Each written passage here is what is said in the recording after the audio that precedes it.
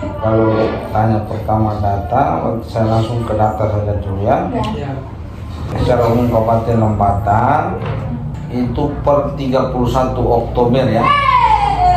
Per 31 Oktober. Dari data ini kan sifatnya dinamis. Artinya apa dinamis? Bukan Dia dinamis. bisa naik, dia bisa turun. Dia berkembang. Jadi memang semakin naik. Kalau dilihat dari semakin naik itu kan, kalau kita lihat akumulasinya, akumulasi itu jumlah dari tahun ke tahun dijumlahkan. Misalnya 2025, nanti 2021 3, berarti akumulasinya berapa? 8, 5 tambah 3. Itu orang bilang data akumulasi. Kemudian ada bisa data tren. Tren itu yang dia bilang bisa naik, bisa turun, fluktuatif kalau bahasa Indonesianya. Dicatatkan, ya rekam juga ya, tapi kalau bisa dicatat juga. Saya maunya kamu tulis sedikit,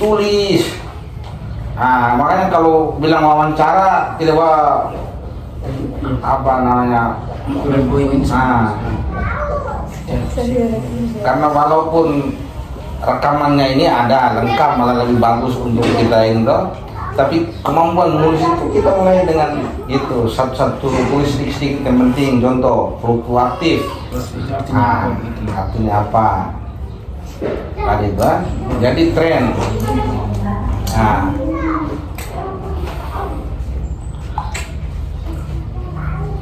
Di materi saya ini ada tren. Nanti di tren itu bisa digambarkan. Dia kayak garis. Biasanya tren itu orang pakai grafik garis. Kalau di grafik itu gambar grafik garis. 5. Terus tahun depannya 8. Berarti dia naik turun. Dia harus segini 8. Tahun depannya lagi 10. Naik lagi. Tahun depannya lagi 7. Itu yang dinamakan tren. Nah, kalau kamu butuh data akumulatif tadi, berarti dari 2015, dari tahun 2015 Januari sampai 31 Oktober itu akumulasinya 362 secara Kabupaten Lembata. Nah, sempat terakhir di November atau Desember ini, pertengahan tuh saya lihat lagi di aplikasinya, nanti saya tunjuk aplikasinya sebentar. Itu bahkan sudah 365, berarti sudah ada pertambahan berapa? 3. Di 31 Oktober 362. Terakhir saya lihat di 365, berarti sudah ada pertambahan berapa? Di 3. Artinya ada 3 kasus baru. Itu cara baca datanya gitu ya.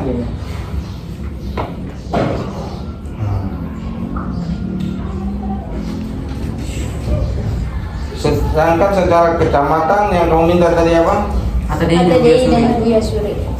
Atadei dan Buya Suri. Ya, karena kamu orang dari sana, maksudnya karena ILAP.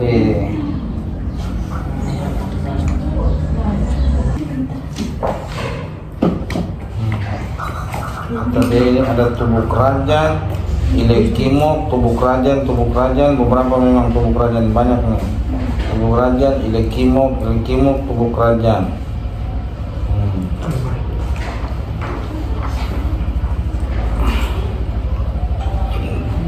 Kalau itu langsung akumulasikan dari Ya tadi itu, makanya saya sudah total tadi itu 6 tadi itu. 6. Tadi punya 6. Jadi itu 6 toh? Iya. Ada juga yang dari Atadei tapi tidak, alamatnya mungkin dong belum tulis di sini. Jadi saya tulis di sini alamatnya tidak lengkap. Ada juga yang orang Atadei yang alamatnya KTP-nya masih dari luar. Mungkin karena dia merantau lama.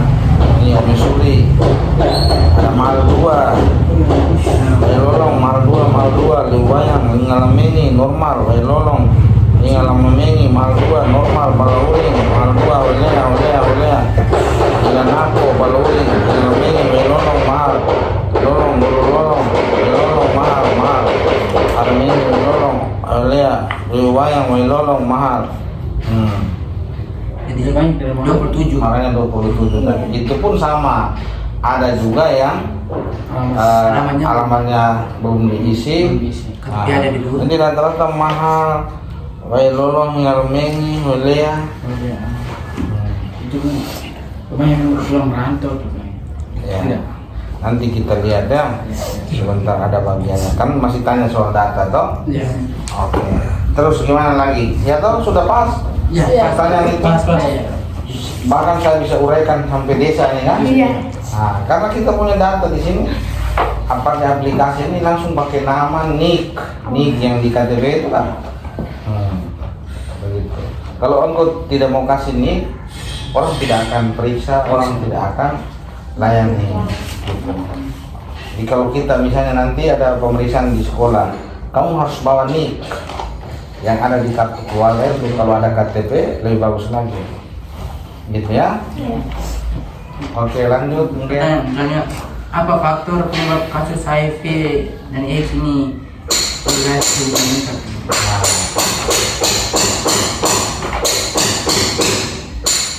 Coba.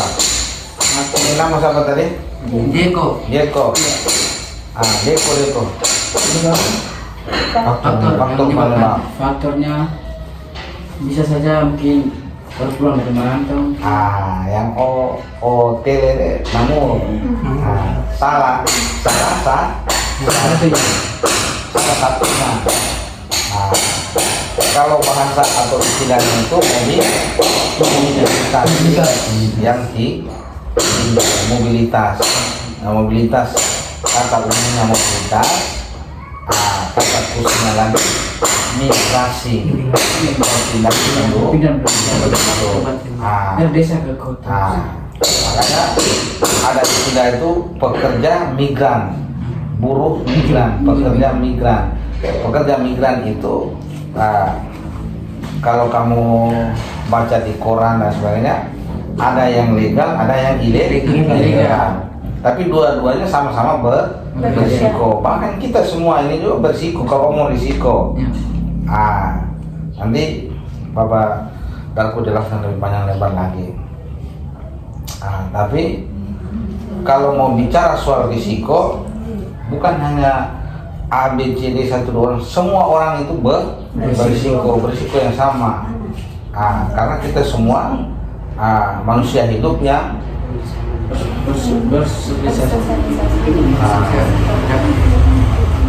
itulah makanya pertanyaan kamu ini loncat-loncat nih, mulai dari data, baru kita masuk ke faktor penyebab.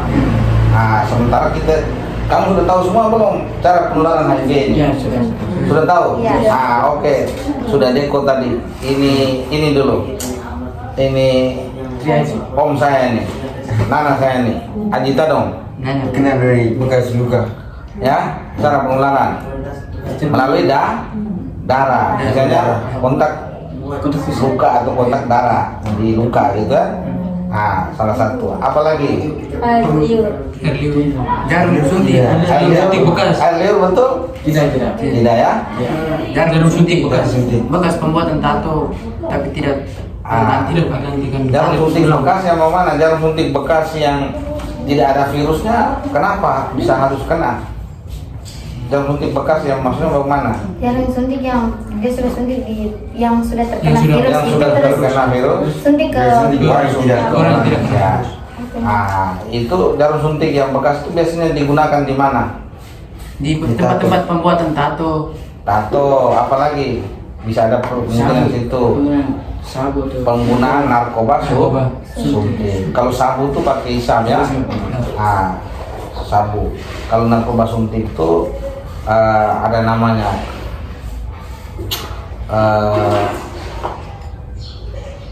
narkoba suntik ini. Morfin tuh jadi salah, morfin apa? Itu ada. Pokoknya narkoba yang digunakan dengan cara disuntik. Apalagi? Itu selain itu kontak darah di luka dan yang utama cara penularan utama dulu Hubungan Hubungan seksual seksual bebas. bebas. hubungan seksual bebas itu.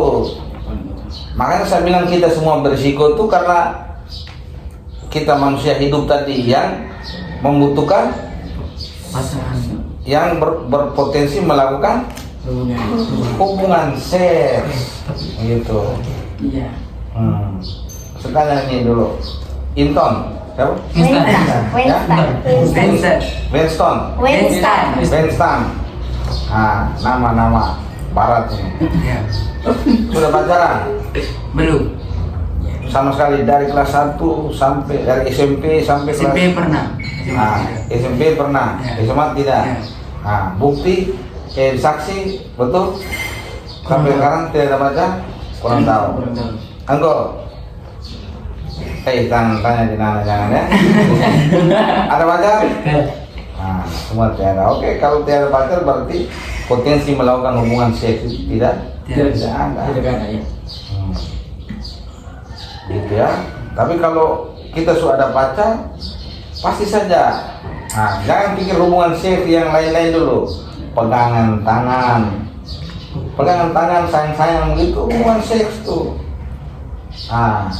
Ini Bang Guru jelaskan memang ya. Iya. Kalau kamu malu-malu, kita tidak usah omong lagi. Karena kita omong HIV ini harus omong tentang seks. Kamu tadi kan pertanyaannya masih ke faktor penyebab. Faktor penyebab, tapi faktor penyebab kita tidak bisa omong kalau tidak tahu cara penularan. Begitu. Jadi kontak darah tadi, Suntik. penggunaan narkoba itu media ya. Tapi cara penularannya kita omong secara ringkas, kontak darah.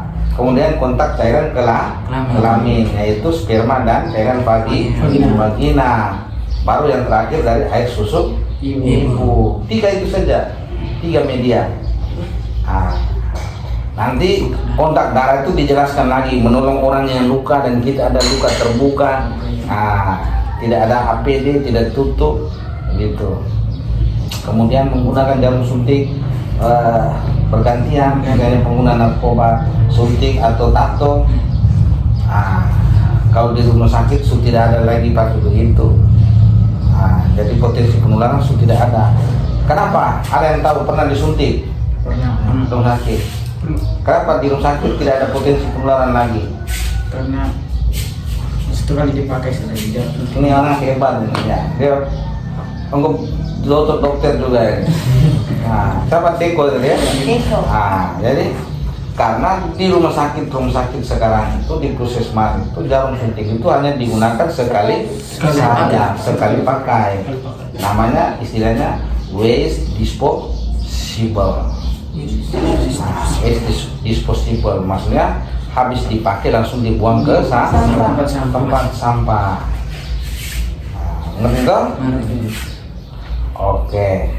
Sekarang faktor penyebab.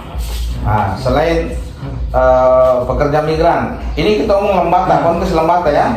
Dan itu yang kamu omong, Deko omong itu betul, konteks Lembata. Dari data kita, kita tidak bisa omong persentasenya berapa gitu ya. Tapi memang sebagian besarnya itu memang dari pekerja migran, ex pekerja migran. Jadi 5 tahun lalu mereka di Batam, 10 tahun di Kalimantan, Papua, semua. Atau pergi kuliah, anak kuliah yang pulang tidak selesai wisuda dan pulang dalam keadaan sakit HIV juga ada sekarang di Lembata. Hati-hati kalau pergi kuliah ya.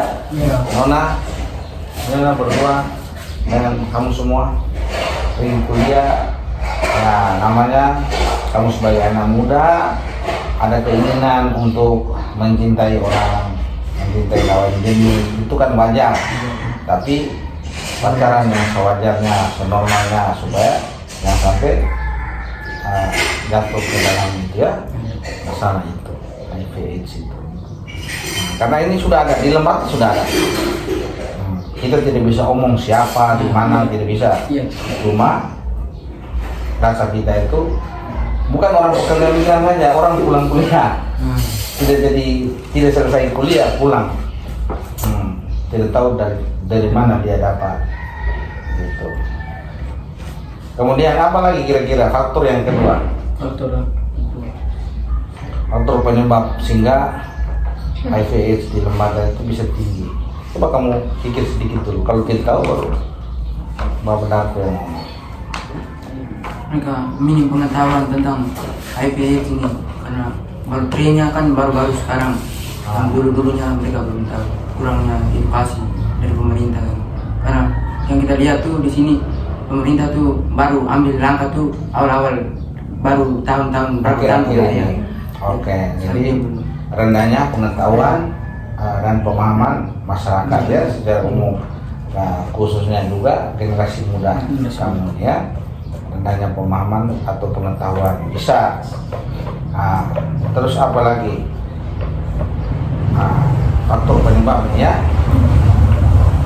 mobilitas, kemudian pengetahuan, kemudian apa lagi?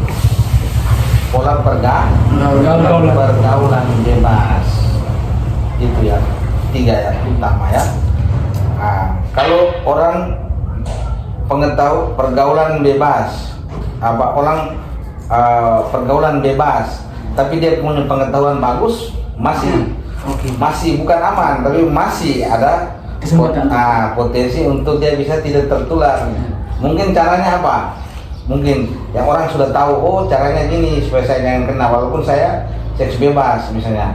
Itu maksudnya. Makanya pengetahuan juga termasuk faktor penyebab, karena pola pergaulan misalnya dia bebas, tapi kalau dia punya pengetahuan baik, atau lihat orang dengan indikasi klinis, tanda-tanda klinis begini, saya tidak berhubungan dengan dia, kayak itu. Jadi 3 ya faktor penyebab utama lah. Masih ada faktor-faktor lain yang mungkin kita bisa identifikasi juga. Tapi itu ya termasuk sumber-sumber penularan baru. Banyaknya sumber-sumber penularan baru, meningkatnya gitu ya. Nah ini nanti dicatat khusus itu meningkatnya sumber-sumber penularan baru. Mungkin informasi kamu sudah dengar di koran, ada baca koran tidak kamu nih? Koran di online aja lah, koran online di HP baca, pasti main game gitu. Deko, kau bisa jawab ini dari mana? Engkau pikir sendiri atau baca hasil dari membaca? Sering baca, sering membaca. Kalau orang sering baca itu pasti banyak tahu. Yang ini kata fluktuatif saja dia sudah tahu dari fluktuatif, naik turun ya. Bulan ini naik, bulan depan turun, naik turun. Seperti harga barang itu rata-rata harga barang itu fluktuatif. Jadi adanya sumber-sumber penularan baru, misalnya tempat-tempat hiburan malam itu untuk lembaga bisa masukkan saja di faktor penyebab.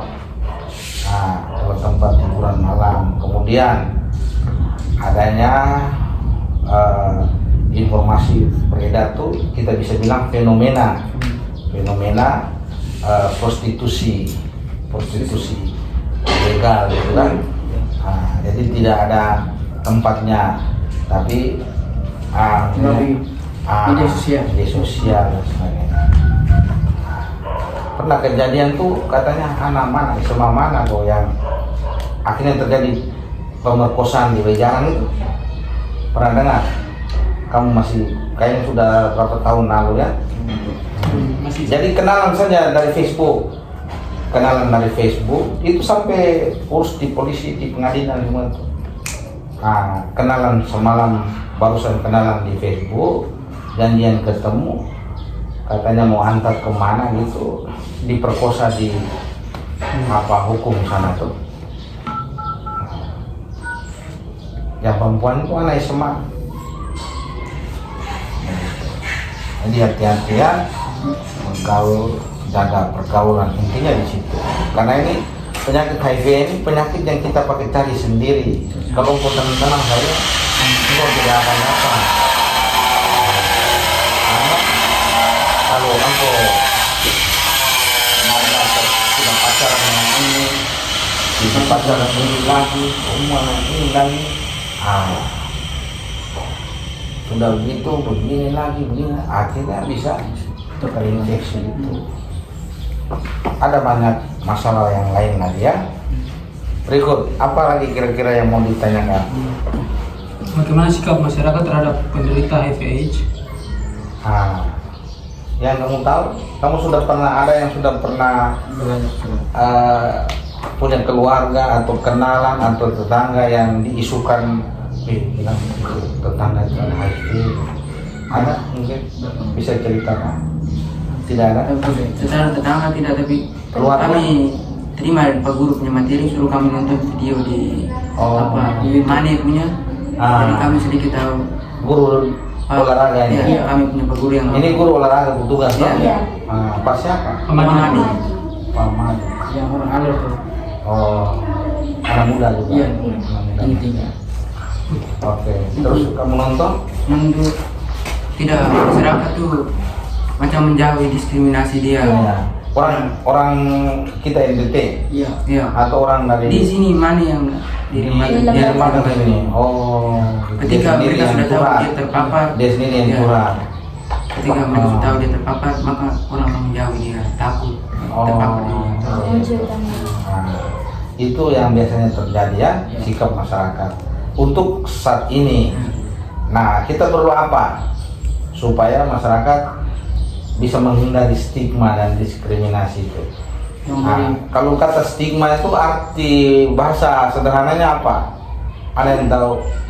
Nana Haji tahu? Nah, lango pelamoran be pasar lo beto. Nah, Bapak sering di situ, Bapak Danko sering di situ.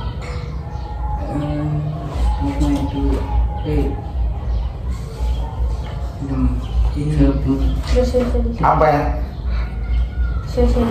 Ya, kita harus melakukan sosialisasi dan edukasi kepada masyarakat luas. Tugasnya siapa? Itu sosialisasi dan edukasi yang terus menerus itu. Tugasnya siapa? Kita semua, gitu ya. Jadi justru kamu datang ini, Bapak Danko punya harapan. Kamu yang jadi kemudian bawa pesan ini, corong-corong ini. Dalam hal mungkin tetangga kamu punya, keluarga, kenalan kamu punya, ada yang kena, tidak usah takut. Itu maksudnya. Tapi kalau kamu juga sudah dengar informasi dari Bapak baru ke sana, hanya diam saja, lepas dia kan, dia juga bisa suruh dia nakal. Itu berarti tidak ada guna juga kamu datang wawancara jauh-jauh ini, gitu ya. Satu orang ambil foto, yang laki-laki satu ambil foto dari sini kan. Siapa tadi? Pakai bawa punya tadi. Awal nggak bisa. Oke itu nanti baru kirim ya. Kalau nanti ganti, engkau lagi sini deko. Engkau tidak ada, sama saja. Tidak ada kesan ini ada anak-anak kelas IPA datang. Seorang. Ya.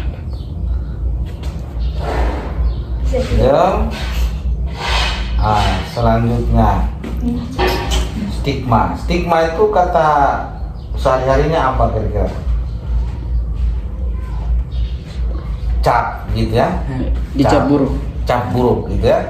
Stigma itu artinya cap buruk. Nih orang terbaik malah curut. Perempuan terbaik. Itu adalah stigma. Atau masa depan sudah bisa, sudah jelas, tinggal tunggu mati itu. Itulah yang disebut dengan stigma. Kalau diskriminasi ya tadi sikap menjauhi. Jadi setelah ada stigma baru ada diskriminasi.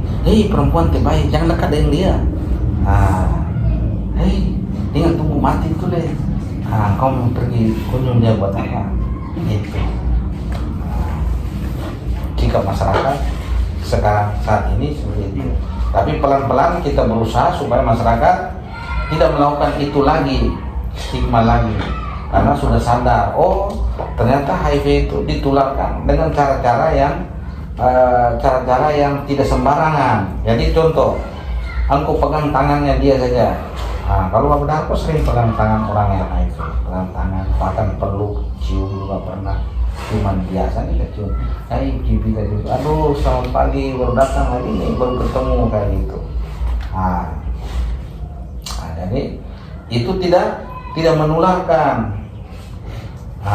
Itu namanya aktivitas sosial biasa. Pegang tangan, cubit. Kalau ciuman yang orang pacaran jadi ciuman sampai ada darah, biasanya kan ciuman yang istilahnya ciuman, kalau saya punya itu saya biasa pakai istilah ada di belakang ke sini. Ada di belakang. Ikut belakang jauh. Iya. Ya, kain ponsel ada 4 jerigen nih. Banyak gue. Jangan tertawa. Saya udah mesti kita boleh. Sudah.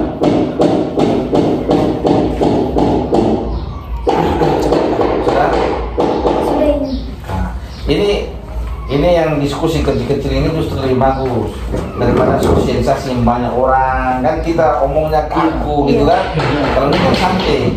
Nah, kamu nanti bisa tanya, Bapak, kalau apa ya, itu lebih bagus lagi yang namanya KY, itu lebih bagus lagi per kelompok. Jadi laki-laki dengan fasilitator laki-laki, perempuan dengan fasilitator perempuan. Nah, jadi di situ kita juga bisa menemukan, oh mungkin bukan masalah penyakit kelamin atau HIV saja, tapi ada juga yang mungkin ada potensi terinfeksi, ada tumor gitu. Mama ibu saya punya berat, sakit, panas, itu ya sampaikan di situ. Itu namanya KIE, kelompok kecil, itu namanya KIE, komunikasi, informasi dan edukasi.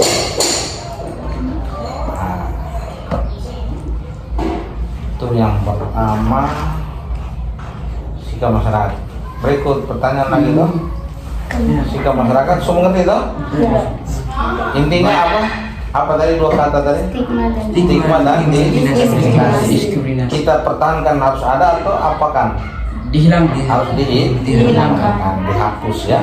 Penghapusan stigma dan diskriminasi. Berikut. Bagaimana peran puskesmas dalam sosialisasi HIV/AIDS? Dinas Kesehatan Puskesmas ya. Peran puskesmas. Jadi tugas kami di kesehatan, dinas kesehatan, rumah sakit, puskesmas, itu hampir menyeluruh ya dalam urusan penanggulangan HIV. Di hulu kami ada, di hulu itu kali sungai ya, di mata air, itu juga kami ada, di hulu juga kami ada, di dalam perjalanan di tengah-tengah juga kami ada. Di hulu itu kita buat apa? Di hulu yang pertama sosialisasi, edukasi, termasuk yang hari ini. Nah, peran sosialisasi edukasi ini tidak bisa hanya kami sendiri, begitu. Walaupun kami juga sudah lakukan. Jadi kami dari dinas kesehatan itu sosialisasi biasanya hanya kita langsung gandeng dengan pemeriksaannya. Kemarin ya misalnya kali lalu dalam tahun ini nih, beberapa bulan lalu itu kami masuk ke SMA Yakobus, sosialisasi, sambil sosialisasi berjalan kami langsung periksa. Di SMA Anugerah Kasih juga begitu. SMA Pegri tidak jadi waktu itu. ada beberapa sekolah. Nah, tahun-tahun sebelumnya dulu begitu. Kemudian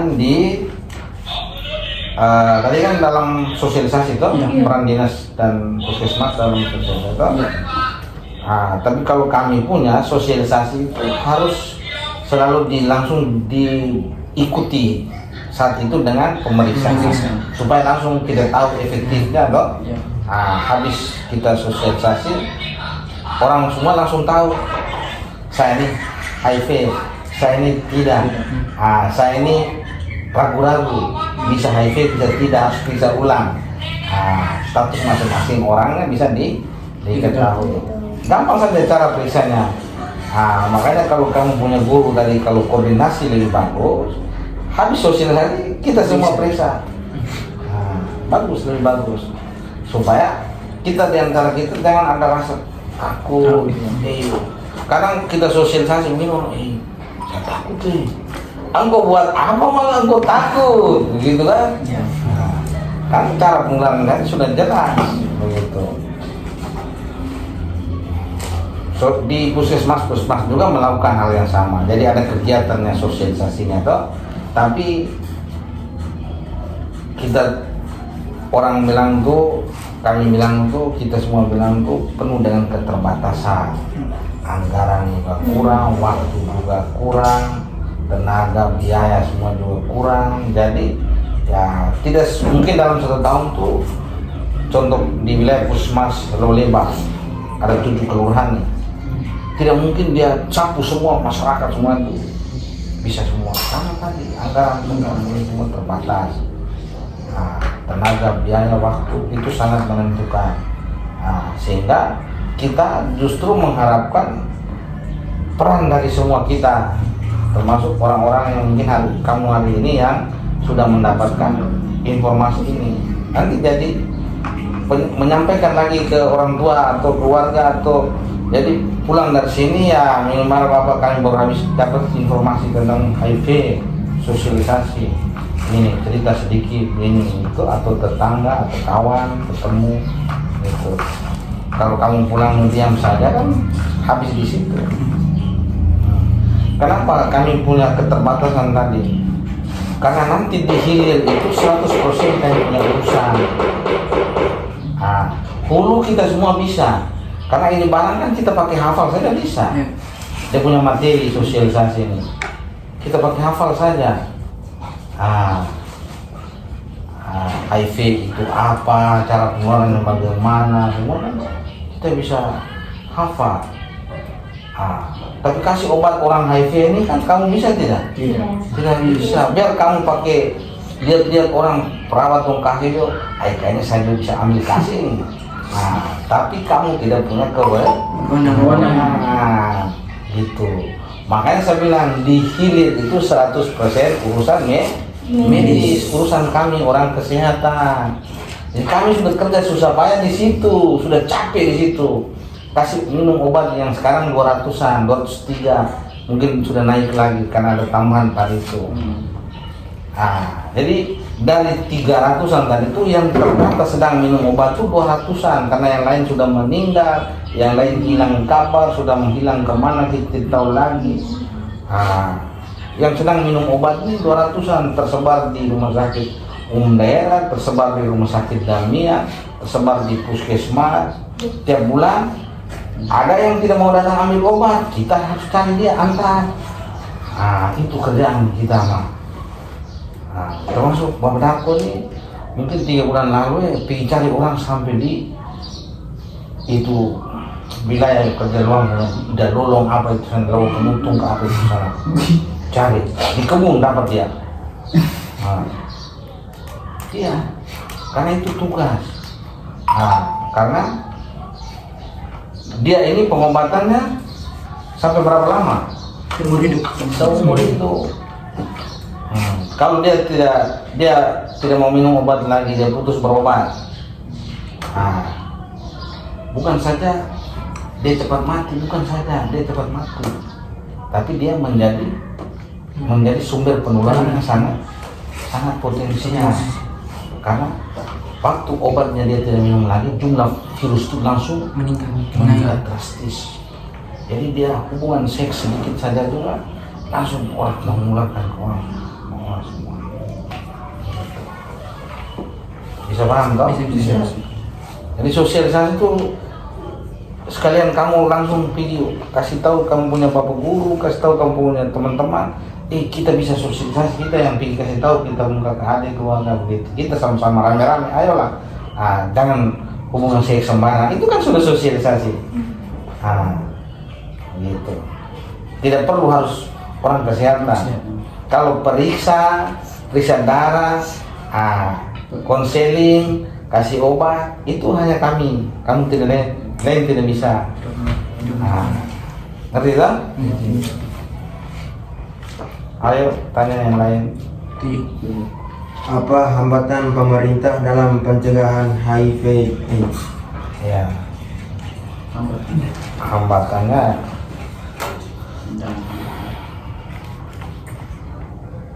kita mau bilang banyak juga tidak juga banyak gitu ya. Tapi ada saja hambatan gitu ya. Ada saja hambatan. Yang pertama kesadaran ya, kesadaran masyarakat, kesadaran kita semua untuk memeriksakan diri itu sangat minim kesadaran. Jadi kalau di wilayah-wilayah daerah-daerah yang orang sudah sadar, tidak perlu lagi jalan pergi sosialisasi sana kemari tunggang langgang hujan angin gitu, tidak perlu lagi. Kenapa? Karena misalnya dia berperilaku risiko, dia berhubungan seks sembarang misalnya, kemudian dia ada jatuh sakit sedikit, ada timbul gejala yang ini, dia pasti mau memeriksakan diri. Saya diperiksa HIV dulu. Habis 2 tahun lalu saya seks dengan orang yang saya tidak kenal ini.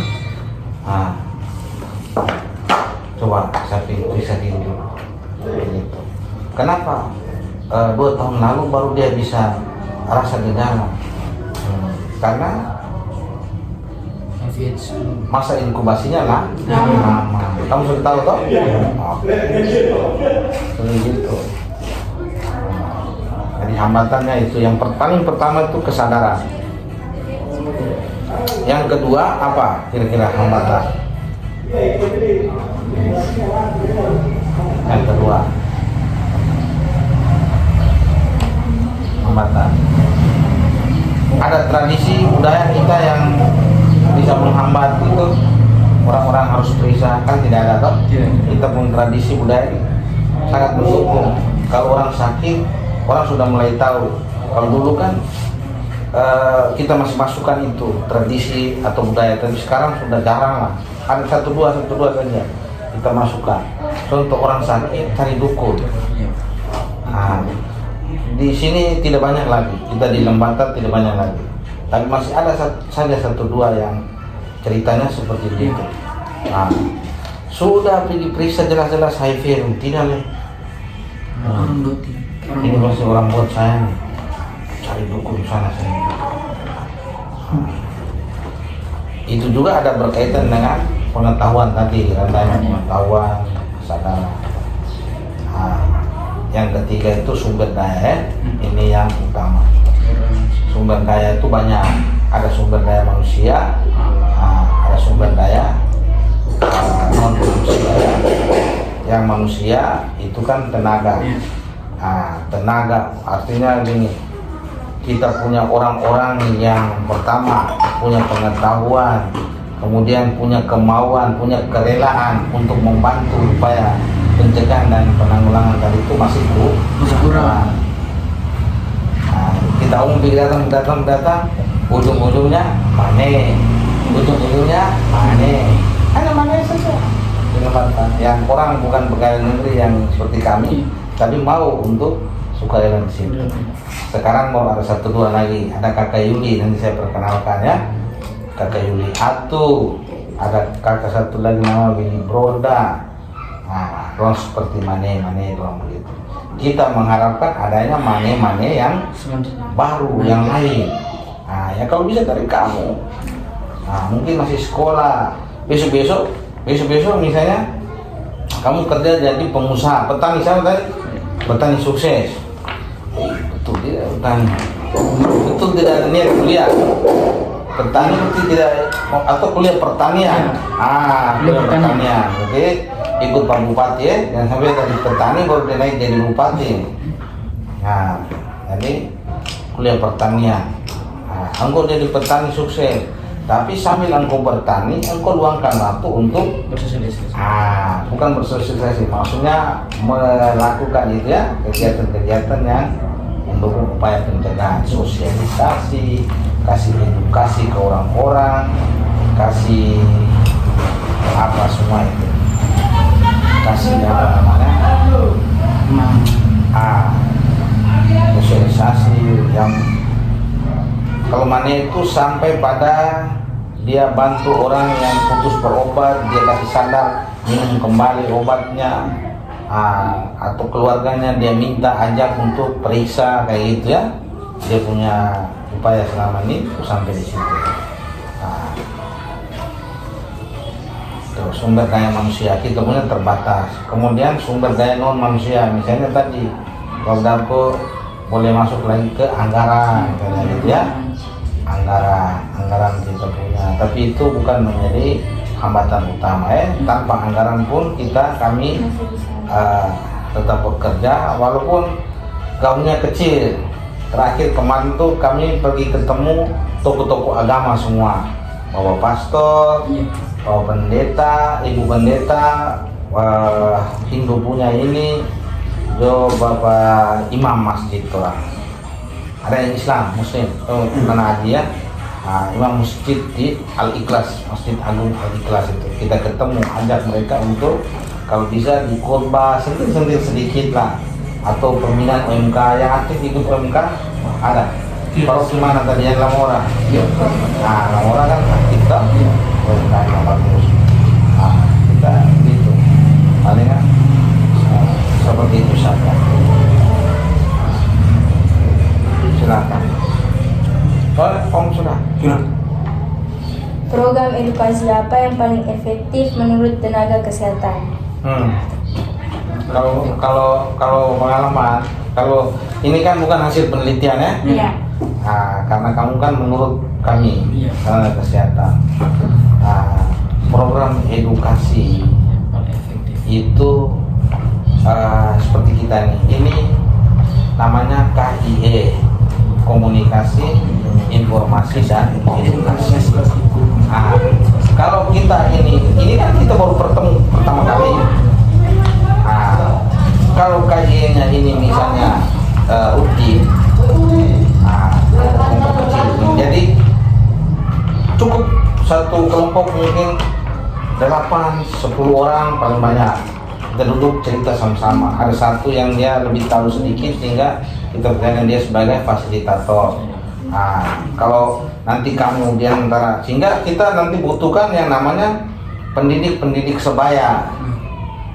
Jadi nanti kalau misalnya itu pendidik sebaya itu ada, peer educator kalau bahasa Inggrisnya, PEER educator, peer educator itu pendidik sebaya. Misalnya kamu 2, 4, 6 nih, 6 orang ini menjadi pendidik sebaya. Nanti engkau dengan teman 10 orang, engkau dan teman 10 orang, kamu kan sudah lebih tahu seperti Bapak Darko sekarang ya, bukan paling tahu, lebih tahu dari kamu kan? Sekarang. Jadi engkau dan 10 orang, engkau dan 10 orang, berarti kamu ada mendampingi 60 orang. Itu kamu. Kalau kamu dengan kamu, kira-kira bagaimana? Bukan untuk main-main. Dan bukan untuk formalitas yang membuat pura-pura ini. Bukan, tapi yang seperti sekarang ini bisa ada lucu-lucu sedikit, tapi isinya harus ada, informasinya harus benar, gitu kan? Nah, sekarang kira-kira, sekarang mau benar kau tanya, ini siapa nih? Di sebelah saja, Deko, di sebelah Deko siapa? Terdiam bukan? Alfred ya? Benar kau tanya Alfred, aku sudah mimpi basah. Kalau Bapak Darko yang tanya kan pasti dia jawab belum, memang kau tipu. Oh, kau sudah tuh nih. Kurang sih mas. Karena itu Bapak Darko yang tanya. Kalau kita Bapak Darko sudah jauh lebih tua. Pasti dia segan. Iya, segan. Maksudnya Bapak Darko itu gitu. Iya. Pasti dia jawab tipu nih. Bukan karena dia mau tipu, tidak, memang psikologisnya gitu. Tapi kalau Aji yang tanya dia, kira-kira mana? Dia jawab ya. Saya sudah. Jawab sudah dulu. Enak kok mami banget dulu. Gitu, begitupun perempuan. Jadi antara Ina Koban ataupun ini siapa tadi? Wahon. Ina Wahon dua. Ya, saya Endah. Enda dengan Ina dengan teman yang 10 perempuan lain. Kamu saling sharing, tapi informasi atau pengetahuan awalnya kami yang kasih kamu dulu, latihannya dulu gitu. Atau macam Om Darko mereka ini berarti ke kelompok-kelompok yang seumuran kami, sebaya tadi. Gitu. Kamu kok nanti main di sana ibu. Itu sudah antara kami, itu baru lebih efektif kalau menurut kami. Tapi kita di sini baru mulai, belum banyak keluar. Kita baru mulai tahun ini, kita ajak teman-teman di puskesmas menggerakkan itu istilah secara ininya itu programnya atau ininya itu ilmiahnya itu kaji komunikasi, informasi dan edukasi. Itu. Di situ kita butuhkan peer educator. Jadi masing-masing golongan usia, anak SMP dengan orang berteman, anak SMA dengan orang berteman, kami orang dewasa, orang tua dengan berteman, masing-masing kita melakukan di kelompok-kelompok kecil. Jadi kalau peer educator baru 100 orang yang tidak cocok, harus 10 orang. Ini semua kita tanya, mau apa? Mau pernah? Ini kok tapi begitu kan? Ya, Pipersia situ. Ya. Habis pertanyaannya? Satu. Bisa mengerti toh? Bisa.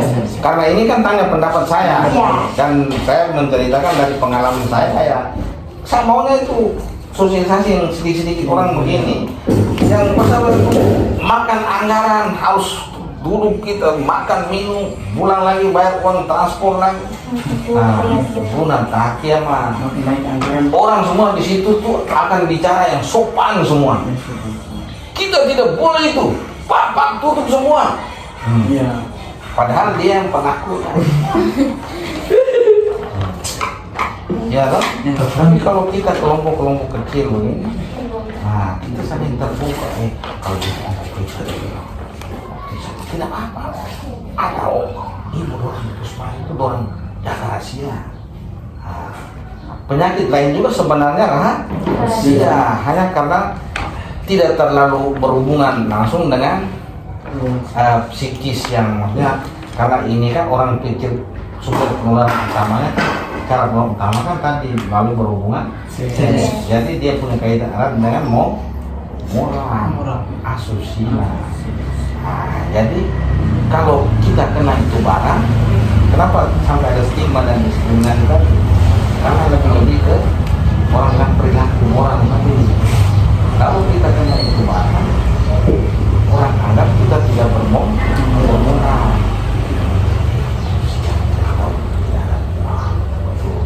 Jadi kita yang kena itu kan jadinya minder. Kok orang tahu saya kok habis biasa saja. Bisa gantung diri sendiri. Ya orang kalau di lembaga sudah ulang kali 2-3 kali orang gantung diri karena di stigma tadi dan diskriminasi tadi. Di Labala 1, di Ilekimo 2, orang sudah pernah gantung diri. Padahal baru diketahui 2-3 hari lalu di rumah sakit. Habis kan? lagi apa? Tapi satu. Sudah tuh. Belum baca deh. Apa? Tentang apa? Apa harapan masyarakat terhadap penanganan HIV/AIDS ke depannya? Harapan dari masyarakat. Berarti masyarakat kamu yang harapan kamu apa? Sebaiknya saya juga tanya itu. Kira-kira dengan adanya cerita yang Bapak Dato sampaikan ini, Rio, abang Ikram mana Antoni? Kenal lo tak ke? Naran Aji Tadona? Dari yang benar Bapak Dato sudah sampaikan itu, kira-kira harapan kamu apa untuk upaya ke depannya, dok? Kalau teori-teori kamu sudah tahu semua nih, benar nih?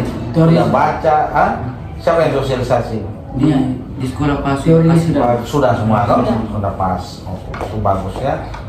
Saya maunya juga begitu, lebih baik kamu datang kita diskusi yang ini daripada Bapak Dato jelaskan lagi HIV itu apa, cara penularan, cara pencegahan. Kira-kira harapan kamu apa? Itu pertama mungkin tadi hilangkan stigma dengan Ya, hilangkan stigma ya. Berarti kita sama-sama ya gencarkan itu ya. Nah, kalau sampai hari ini di sekitar kamu tidak ada yang menjadi ODIP itu orang dengan HIV.